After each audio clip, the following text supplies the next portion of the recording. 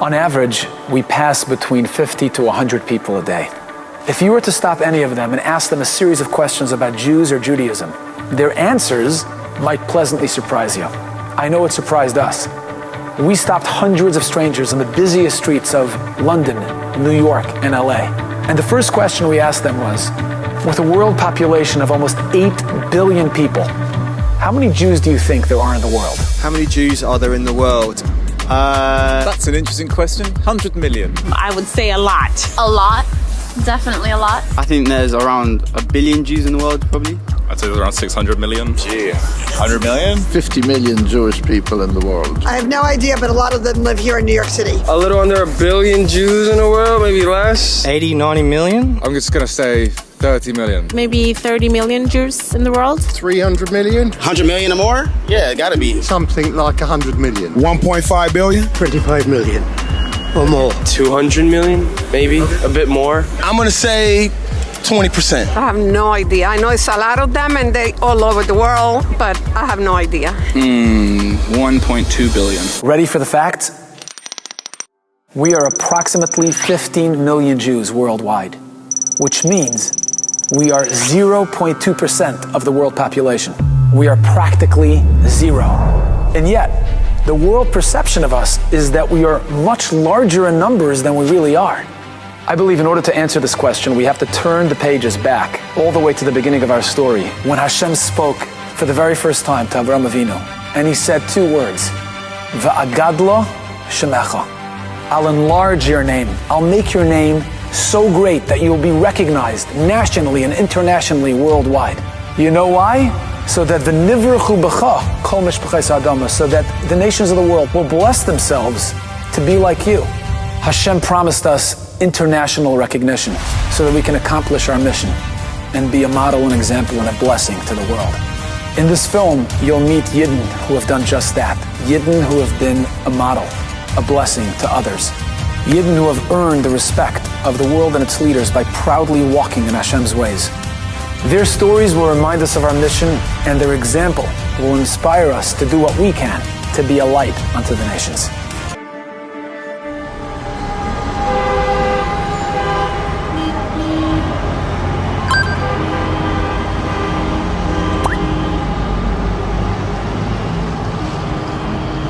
I've been covering weather stories for 20 years now, and never have I seen what we are about to show you. I-80, big accident, people are at a standstill, and then we see this.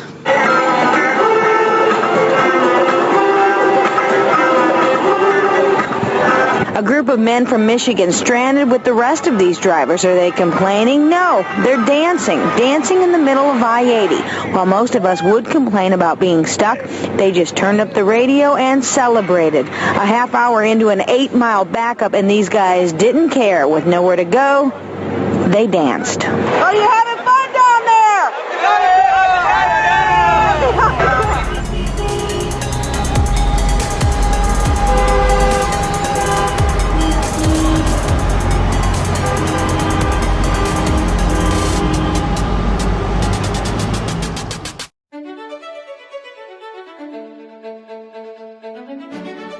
David HaMelech says, Adabro be'edo secha, neged melachem, velo evosh. I'll speak in your mitzvahs, in front of kings, world leaders, velo evosh. I won't be shy, I won't be embarrassed.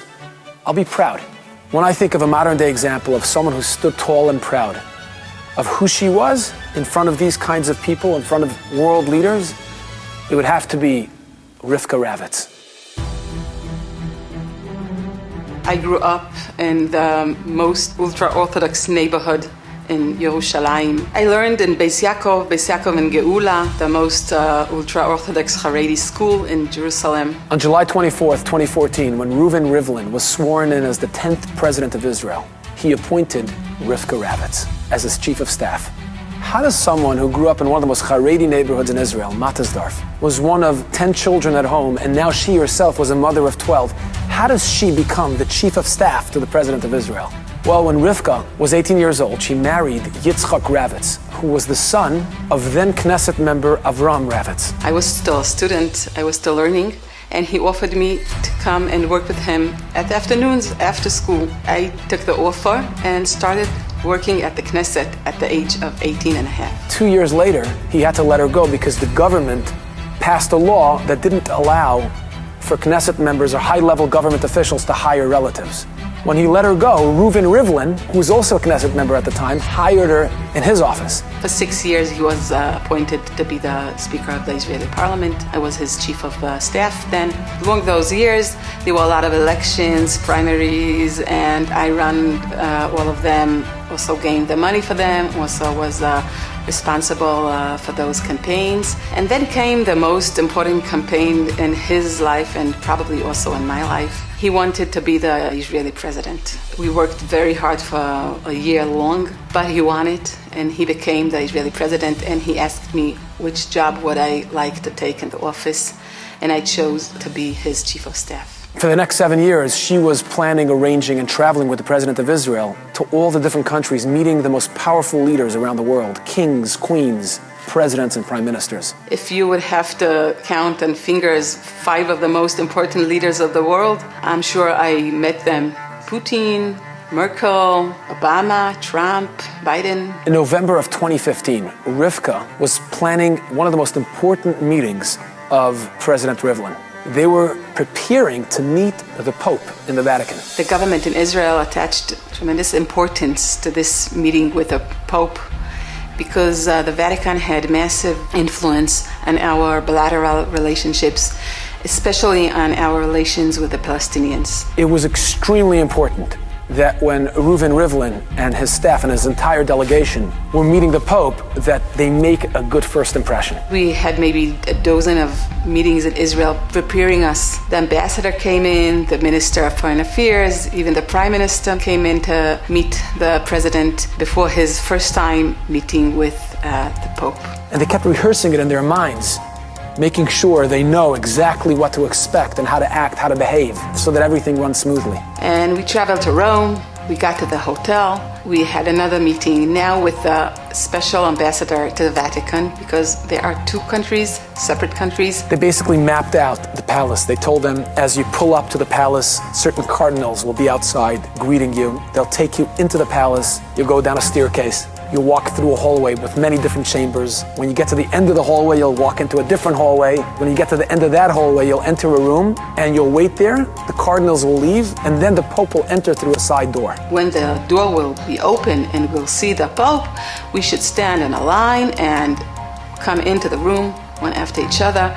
Everyone should shake a hand to the Pope, bow to him, and we will get a small present from his hands. As soon as Rivka heard that the Pope will be shaking everyone's hand, she said, "Hold on, 1 second. I'm an Orthodox woman. I don't shake hands with men." The ambassador said, if you don't shake hands, just take a bow. Usually I do, I could, but this specific time I can't because the Pope will be wearing a necklace of a cross, and a Jew can't bow to a cross. No problem, the ambassador said, I will let the cardinals know, and they will let the Pope know that you can't shake his hand. The big day finally arrives, and they're picked up with their limos, and they get in, and she's in the car next to the president, and the ambassador is with them, and she turns to the ambassador, and she's so nervous, and she says, "Did you deliver the message to the Pope?" Oh, he said, "Rivka, I'm so sorry. I really forgot. I had such a hectic day, and I forgot." Well, I got stressed. Her heart was racing. Her palms were sweating. She felt aches all over her body. She was so nervous and anxious. And yet, she said, "In all my life, I haven't shaken the hands of another man other than my husband. I can't do that. Please, is there anything you can do?" The ambassador said to her, "Look, right now we're in the car on the way to the palace. There's no way I can deliver the message on time. Please understand, Rivka, the weight that rests on your shoulders to make a good first impression as part of the delegation that represents the state of Israel." He said, "Rivka, listen, I'm sure if you will call your rabbi, he would let you shake hands with men just this time because it's such an important meeting." But that was not what I wanted to do, and I just went with them into the cars. She knew this was not negotiable. She wasn't going to violate her terms. And all she could do was pray. They pulled up to the palace. The entire delegation got out. Cardinals were waiting for them, ushered them in. And as the ambassadors mapped them out They got into the palace, walked down the staircase, walked through the chambers, the hallway, and finally got to the room where they waited for the Pope to come in. We saw the big door, and I was really shivering and nervous. And then the door opened, and the Pope was there. I was standing at the second place. The president was first. He went in, he shook his hand, he bowed to him, he got his present. And then my turn came, and I was really so stressed. I was sure I'm going to ruin all this meeting, and all the Israelis will be so mad at me. Rivka thought she wouldn't be able to live through the moment. She was so nervous. And as the Pope started shaking everybody's hands, he came to her. The Pope put out his hand and tried to shake my hand, and I started to explain that I can't do that. I'm religious, I'm ultra-Orthodox, and the president was standing next to me, and he was telling him about my father-in-law that was the head of the ultra-Orthodox party in the Knesset. And the Pope, even though he couldn't understand the language, he had an interpreter, but he was able to sense the strength and the courage of Rivka Ravitz. And to honor her, the Pope took a bow to her. He himself bowed as he gave me the souvenir. And that moment was memorialized in a photo that went completely viral around the world. The Pope bowing to an Orthodox woman who stood proud and tall of her values. When I came back to Israel, I got hundreds of phone calls. Is that true? What happened? When Rivka was interviewed by so many different journalists and news media outlets, she kept repeating the same line. I think he bowed to me, not because my name is Rivka, not because of me being a chief of staff to a president. He was bowing towards me because he honored the fact that I stood up for my values. Through all those years, I had the honor to meet 3 of the American presidents. Obama, Trump, and Biden. On her last visit with Rivlin to the White House, she still remembers being ushered into the Roosevelt room. According to protocol, President Rivlin was supposed to go first by himself into the Oval Room. 15 minutes afterwards, the staff would be coming in and accompanying the rest of the professional meeting. So Rivlin turned to Rivka Ravitz and said to her, look, it's our last visit. How would you like to join me alone with the President of the United States in the Oval Office? And Rivka Ravitz said, yes, I'd love to. A few minutes later, President Biden walks into the Roosevelt room and ushers Rivlin into the Oval Office, and Rivlin motions to Rivka Ravitz to come along with him. And in the Oval Office, President Rivlin introduced Rivka Ravitz. So President Biden came to shake my hand. So I took my hands back, and President Rivlin explained to him, she can't shake hands. She comes from a very religious community in Israel, and guess how many children she has? So President Biden said, how many? And he said, she's a mother to 12 children. Wow, he said, my mother should know you. If she would know, I'm meeting with a woman that has 12 children. She would admire you. And right away, Biden got on his knees and said, I need to honor you. And you can sense the reverence and the awe he had for Rivka Ravitz simply because she was a mother of 12 children. In these modern days, the value of family is not such valuable. And here comes the president, one of the most influential leaders of the world, and still admire a value as a value of family. Adabra beidesecha neged melachim below evosh. To live proudly as a Jew. Every time I felt compelled to stand up for my values and beliefs, I was treated to respect and understanding. A great deal of respect and a great deal of understanding.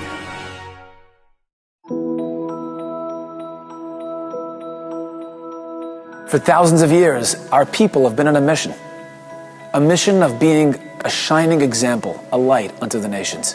If the world wanted to know what a piece of God would look like in human form, what would he say? How would he act? Just look at any Yid living and upholding Torah values. It's the reason why we've been dispersed amongst the nations, so that we can better fulfill our mission of being a light unto the nations. Yeshaya Navi says, Be'ita achishena. Be'ita. When it's finally time for Mashiach to come, Hashem says, Achishena. I'll speed up the Geula. You know how? By giving you the opportunity to make a bigger impact quicker and reach more people faster. Today, you do not have to be a brilliant professor, a wealthy businessman, or a powerful politician for your voice to be heard or for your actions to count. Anyone with a caring heart, a positive spirit, or a kind word can be heard around the world and be seen by millions of people in a matter of seconds. Today, Hashem has made the world a much smaller place purposely, so that even you and I can be a light unto the nations and bring Mashiach faster than B'mheira b'yameinu, speedily in our days. Amen v'amen.